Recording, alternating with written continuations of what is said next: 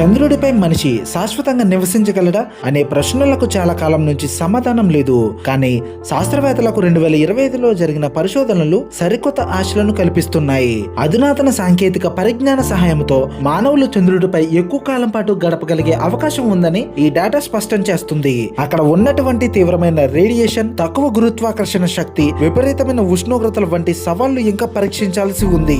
ప్రస్తుతానికి చంద్రుడిపై శాశ్వత మానవ నివాసం అనేది ఒక సుదూర కలనే అయినప్పటికీ స్వయం సమృద్ధిగా మనుగడ సాగించగలిగే ఒక లూనార్ కాలనీని ఏర్పాటు చేయడం సాధ్యమే. రోజు రోజుకు ఇది సాధ్యమయ్యే పనిలా మారుతుందని ప్రస్తుత పరిశోధనలు సూచిస్తున్నాయి. ఈ దిశగా జరుగుతున్న పరిణామాలు మానవాళి భవిష్యత్తుపై ఆసక్తి మరింత రేపుతుంది. ఒకప్పుడు కేవలం ఊహలకే పరిమితమైన చంద్రుడిపై ఆవాసం అనే ఆలోచన నేడు శాస్త్రవేత్తలకు ఒక సీరియస్ లక్ష్యంగా మారింది. ముఖ్యంగా దీర్ఘకాలిక చంద్రయాన్ మిషన్లు ప్లాన్ చేస్తున్న తరుణంలో ఈ మార్పు స్పష్టంగా కనిపిస్తుంది.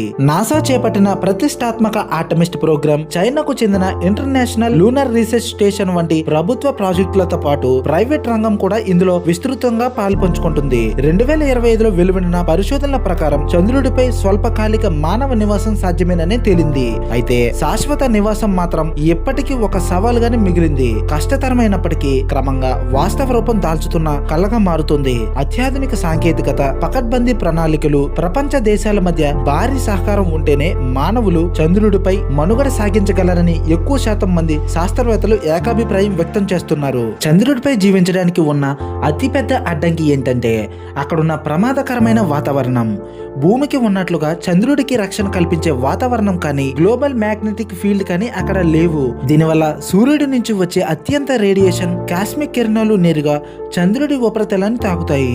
ఈ రేడియేషన్ సూర్యరశ్మి కంటే తక్కువ తీవ్రతతో ఉన్నప్పటికీ మానవ శరీరానికి చాలా ప్రమాదకరం. దీనిపైన జరిగిన అధ్యయనాల ఫలితాల ప్రకారం ఇటువంటి రేడియేషన్ కు ఎక్కువ కాలం గురైతే మనిషికి క్యాన్సర్ వచ్చే ప్రమాదం ఎక్కువగా ఉంది. అంతేకాకుండా మానవ శరీరంలో DNA దెబ్బతినే ప్రమాదం కూడా ఉంది. దీనికి పరిష్కారంగా కొన్ని అధ్యయనాలు భూగర్భ ఆవాసాలను నిర్మించాలని చెబుతున్నాయి. లేదా నివసించే మాడ్యూళ్లను చంద్రుడి మట్టి అయిన రెగోలిత్ పొరలతో కప్పడం ద్వారా సహజమైన రేడియేషన్ షీల్డ్లను ఏర్పాటు చేసుకోవచ్చని చెబుతున్నారు. మరో ప్రధాన సమస్య ఉష్ణోగ్రతల్లో వచ్చే మార్పులు. పగటిపూట ఉష్ణోగ్రత సుమారు 120 డిగ్రీ సెల్సియస్ వరకు పెరిగితే రాత్రిపూట అది -170 డిగ్రీ సెల్సియస్ వరకు పడిపోతుంది. ఈ విపరీతమైన పరిస్థితులను తట్టుకోవాలంటే అధిక ఇన్సులేషన్, ఎనర్జీ ఎఫిషియన్సీ కలిగిన ప్రత్యేక ఆవాసాలు ఏర్పాటు చేయాలి. మనిషి బ్రతకడానికి ఆక్సిజన్, నీరు, ఆహారం, నమ్మకమైన వ్యర్థాల నిర్వహణ వ్యవస్థలు అత్యంత అవసరం. అంతర్జాతీయ అంతరిక్ష కేంద్రంలో జరిగిన అధ్యయనాలు గాలి, నీటిని రీసైకిల్ చేసే closed loop life support systems ను ఎక్కువ కాలం పాటు సమర్థవంతంగా నిర్వహించవచ్చని నిరూపించాయి. 2026 చివరి నాటికి శాస్త్రవేత్తలు చంద్రుడి దక్షిణ ధ్రువంలో ఉన్నట్లు భావిస్తున్న మంచు నిల్వలను వెలికి తీయగలమని నమ్మకంతో ఉన్నారు. ఇలా వెలికి తీసిన నీటిని హైడ్రోజన్, ఆక్సిజన్ గా విడదీయవచ్చు. జీవనానికి అవసరమైన ఆక్సిజన్ ను అందించడమే కాకుండా రాకెట్ కు ఇంధనంగా కూడా ఉపయోగపడుతుంది. ఈ ప్రక్రియ విజయవంతమైతే భూమి నుంచి సరుకుల సరఫరాపై ఆధారపడడం తగ్గుతుంది. తద్వారా చంద్రుడిపై దీర్ఘకాలిక నివాసం మరింత సులభతరం అవుతుంది.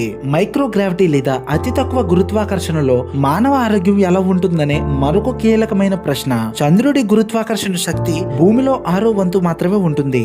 ఇటువంటి పరిస్థితుల్లో ఎక్కువ కాలం పాటు గడపడం వల్ల కండరాలు క్షీణించడం, ఎముకల సాంద్రత తగ్గడం, గుండె సంబంధిత సమస్యలు తలెత్తే అవకాశం ఉంది. ఎక్కువ కాలం పాటు ఈ మిషన్ లో పాల్గొన్న ఆస్ట్రోనాట్స్ పై చేసిన పరిశోధనల ఆధారంగా క్రమం తప్పకుండా వ్యాయామం చేయడం, మెరుగైన వైద్య పర్యవేక్షణ ద్వారా ఈ ప్రభావాలను తగ్గించవచ్చని, కానీ పూర్తిగా నివారించలేమని తేలింది. అయితే భవిష్యత్తులో అంగారక గ్రహంపైకి వెళ్లే మిషన్లకు చంద్రుడు ఒక ముఖ్యమైన స్టేజింగ్ ప్లేస్ గా ఉపయోగపడతాడని శాస్త్రవేత్తలు భావిస్తున్నారు. భూమి కక్షలో సాధ్యమయ్యే దానికంటే ఎక్కువ కాలం పాటు పాక్షిక గురుత్వాకర్షణకు మానవ శరీరం ఎలా అలవాటు పడుతుందో గమనించడానికి ఇది ఒక అద్భుతమైన అవకాశమని శాస్త్రవేత్తలు చెబుతున్నారు. 2025 పరిశోధనల ప్రకారం మానవులు చంద్రుడిపై స్వల్పకాలం పాటు నివసించగలరు. అధిక సాంకేతిక, జీవశాస్త్రపరమైన ఖర్చుతో దీర్ఘకాలం కూడా ఉండగలరని స్పష్టం చేశాయి. చంద్రుడిపై శాశ్వత నివాసం కావాలంటే రేడియేషన్, అందుబాటులో ఉన్న వనరుల వినియోగం, నిరంతరం అప్డేట్ అయ్యే వైద్య విధానాలతో అక్కడ పరిస్థితులను ఎదుర్కోవలసి ఉంటుంది. స్వయం సమృద్ధి కలిగిన లూనర్ కాలనీ ఏర్పాటుకు ఇంకా 2 దశాబ్దాల సమయం పట్టవచ్చు. కానీ ప్రస్తుతం జరుగుతున్న శాస్త్రీయ కృషిని గమనిస్తే భూమిని దాటి మరో గ్రహంపై జీవించగలమని మానవాళి ముందడుగు కేవలం కలగా మిగిలిపోలేదని, అది అతి త్వరలో సాకారం కాబోతున్న వాస్తవమని స్పష్టమవుతుంది.